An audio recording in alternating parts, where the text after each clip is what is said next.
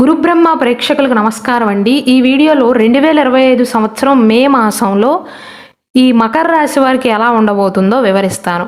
శ్రీ దుర్గాదేవి జ్యోతిష్యాలయం. మీరు ఇప్పుడు వరకు ఎక్కడెక్కడో జ్యోతిష్యం చెప్పించుకుని నిరాశ చెంది ఉన్నారా? అయితే ఒక్కసారి గురువు గారికి ఫోన్ కాల్ చేసి చూడండి. ప్రేమ, పెళ్లి, ఉద్యోగం, రాజకీయం, విదేశీ ప్రయాణం, ధనం నిలకడగా లేకపోవటం, భార్యాభర్తల మధ్య గొడవలు, ఆస్తి తగాదాలు, అప్పుల బాధలు, స్త్రీ పురుషుల ఎలాంటి గుప్త సమస్యలకైనా, ఎటువంటి సమస్యలకైనా ఒక్క రోజులోనే పరిష్కారం చూపుతారు. వీరు ఫోన్ నంబర్ 9542637206. ఇంట్రెస్ట్ ఉన్న వాళ్ళు ఎవరైనా ఏ టైంలోనైనా వీరు కాల్ చేయవచ్చు. ఈ మే మాసంలో అనేక గ్రహ మార్పులు అనేవి జరగబోతున్నాయండి. మే 15వ తారీఖున సూర్య భగవానుడి యొక్క స్థాన మార్పు అనేది జరగబోతుంది. కావున సూర్యుడి యొక్క గోచారం అనేది ద్వితీయార్థంలో 15 నుండి మీకు అనుకూలంగా మారటం వల్ల వృత్తిపరమైనటువంటి సమస్యలు అనేవి తగ్గుముఖం పడతాయి.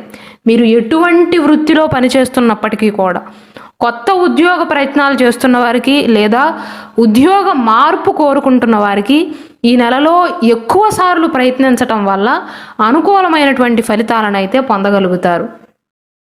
సూర్యుడితో పాటు బుధుని యొక్క స్థాన మార్పు కూడా జరగబోతుంది. మే 7వ తారీఖున మీనరాశి నుండి మేషరాశిలోకి ప్రవేశిస్తాడు. 3వ ఇంట్లో నుండి 4వ ఇంట్లోకి ప్రవేశిస్తాడు.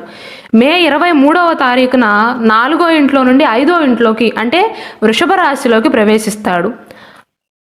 శుక్రుడు మే 31వ తారీఖున 4వ ఇంట్లోకి ప్రవేశిస్తాడండి. శుభగ్రహం అయినటువంటి గురువు మే 14వ తారీఖున 5వ ఇంట్లో నుండి 6వ ఇంట్లోకి ప్రవేశిస్తాడు. రాహువు మే 18వ తారీఖున 2వ ఇంట్లోకి ప్రవేశిస్తాడు. కేతువు మే 18వ తారీఖున 8వ ఇల్లైనటువంటి సింహరాశిలోకి ప్రవేశిస్తాడండి. మొత్తం మీద ఈ గ్రహ స్థానాలు చూసినట్లయితే ఈ నెలలో ఉద్యోగస్తులకి అనుకూలంగానే ఉంటుంది అని చెప్పవచ్చు. ముఖ్యంగా కెరీర్ పరంగా అయితే మంచి సమయం అండి. ఉద్యోగం చేస్తూ మెరుగైన ఉద్యోగ ప్రయత్నాలు చేస్తున్న వారు 1-2 ప్రయత్నాలు చేసినట్లయితే ఖచ్చితంగా విజయాన్ని సాధించే అవకాశాలు అనేవి ఎక్కువ. మొదటి 2 వారాలలో మాత్రం 15వ తారీఖు ముందు మాత్రం 4వ ఇంట్లో సూర్య భగవానుడు సంచరించటం వల్ల అధికారులతో కొన్ని సమస్యలు వస్తాయి. అంటే అథారిటీతో చెప్తారు కదండి, వారితో కొన్ని సమస్యలు వచ్చే అవకాశాలు ఉన్నాయి. 15వ తారీఖు తర్వాత సూర్యుడు మీకు అనుకూలమైనటువంటి స్థానంలోకి మారిన తర్వాత సమస్యలన్నీ కూడా తగ్గుతాయి. 15వ తారీఖు ముందు మాత్రం అధికారులతో, ఉద్యోగస్తులు కావచ్చు, వ్యాపారస్తులు కావచ్చు, మర్యాదగా ఓపికగా ఉండే ప్రయత్నాలు చేయండి. ఆర్థిక పరంగా చూసుకున్నట్లయితే ఆదాయం అనేది బాగుంటుందండి. ఈ నెల ఆర్థిక పరంగా మాత్రం బాగుంటుంది. వ్యాపార విస్తరణకు కానీ, నూతన ఆలోచనలను అమలు చేయటానికి కానీ ఈ మాసం కలిసి వస్తుంది. విదేశీ ప్రయత్నాలు చేస్తున్న వారికి, వివాహ ప్రయత్నాలు చేస్తున్న వారికి, సంతాన ప్రయత్నాలు చేస్తున్న వారికి చక్కటి అనువైన కాలంగా చెప్పవచ్చు. సానుకూలమైనటువంటి ఫలితాలు ఉంటాయి. ఆర్థిక స్థితిగతులు అనేవి మెరుగుపడతాయి.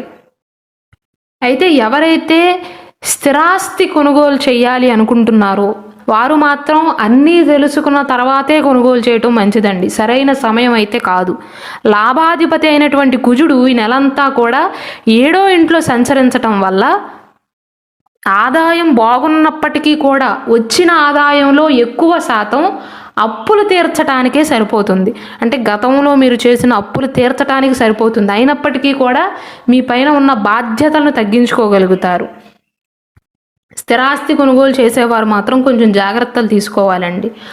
ఆరోగ్యపరంగా చూసుకున్నట్లయితే ఈ నెల ద్వితీయార్థంలో 18వ తారీఖు తర్వాత రాహువు, కేతువు ఈ 2 గ్రహాలు కూడా మీకు అనుకూలించట్లేదు. కాబట్టి స్కిన్ ఎలర్జీస్ వచ్చే అవకాశాలు ఉంటాయండి. ఒంటి మీద దద్దుర్లు వచ్చే అవకాశాలు ఉంటాయి, లేదా ఏదైనా ఇతర ఎలర్జీస్ వచ్చే అవకాశాలు ఉంటాయి.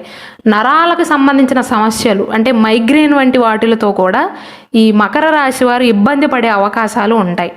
వ్యాపార పరంగా చూసుకున్నట్లయితే పని భారం కొద్దిగా ఉంటుంది వ్యాపారస్తులకు, ఉద్యోగస్తులతో కంపేర్ చేసుకున్నట్లయితే.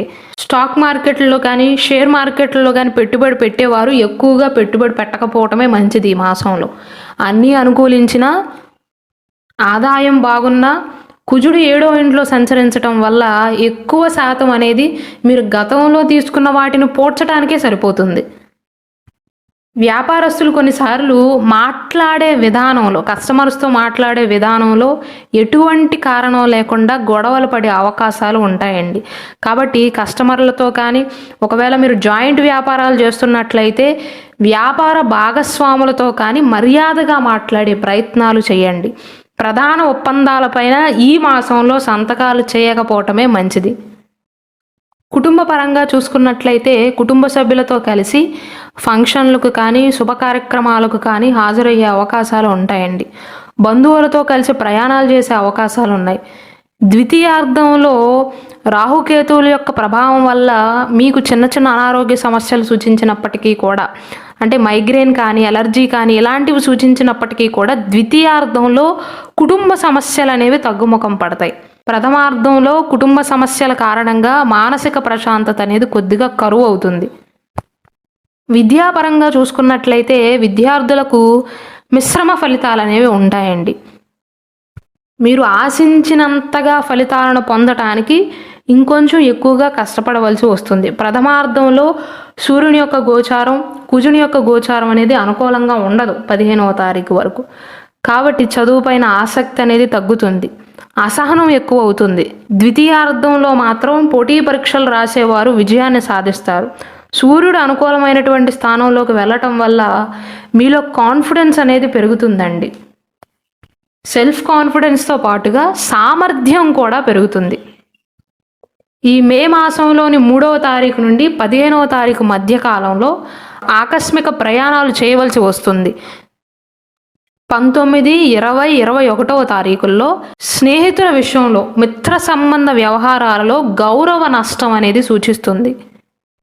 కావున ఈ 3 తారీఖులలో మే మాసంలో స్నేహితులతో వ్యవహరించేటప్పుడు జాగ్రత్తలు తీసుకోవాలి.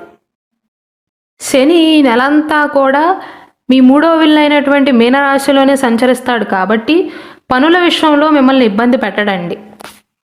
పనులు నిదానంగా సాగటం కానీ, 1-2 సార్లు చేయవలసి రావటం కానీ ఇలాంటివి మీకు ఎదురు కావు. వివాహ ప్రయత్నాలు చేస్తున్న వారికి అనుకూలంగానే ఉంటుందండి. అయితే 1-2 సార్లు ప్రయత్నాలు చేయవలసి వస్తుంది. ఒకవేళ మకర రాశి వారి యొక్క లగ్న కుండలి ప్రకారం మీ జాతకానికి సంబంధించినటువంటి అదృష్ట రత్నం కొనుగోలు చేయాలి అన్న, అంటే సర్టిఫైడ్ న్యాచురల్ జెమ్ స్టోన్స్ జాతక రత్నాలు కొనుగోలు చేయాలి అన్న, సర్టిఫైడ్ కరుంగలి మాల కావాలి అన్న, సర్టిఫైడ్ జాతక రుద్రాక్ష కావాలి అన్న ఇక్కడ డిస్ప్లే అవుతున్న వాట్సాప్ నెంబర్కి మెసేజ్ చేసి ఆర్డర్స్ చేసుకోవచ్చండి. డోర్ డెలివరీ చేయబడుతుంది.